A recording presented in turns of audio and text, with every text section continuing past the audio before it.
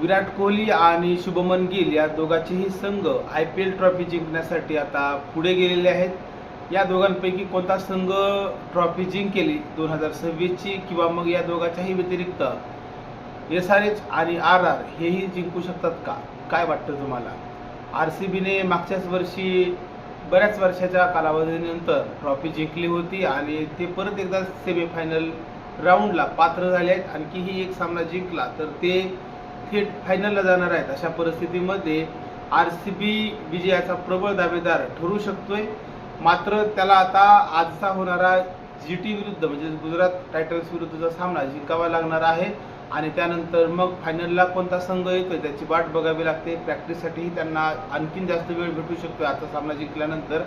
त्याच्यामुळं RCB जिंकण्यासाठी खरं तर प्रबळ दावेदार आहे, कारण विराट कोहली चांगला खेळतोय, त्यांचाच भुवनेश्वर कुमार चांगली गोलंदाजी करतोय, रजत पाटीदार आहे, आणखीनही बरेच खेळाडू आहेत जे संघासाठी खूप चांगलं खेळताना दिसून येत आहेत. यामुळे RCB जिंकेल असं वाटतंय, परंतु क्रिकेट हा खेळ अनिश्चिततेचा एक भाग आहे आणि अशा परिस्थितीमध्ये राजस्थान सुद्धा खूप साऱ्या वर्षांनी विजेता होण्याच्याही मार्गावर येऊ शकतोय, कारण त्यांचाही वैभव सूर्यवंशी आणि बाकीचे खेळाडू जसं की जोफ्रा आर्चर आहे, यशस्वी जयस्वाल आहे, खूप चांगले खेळतात.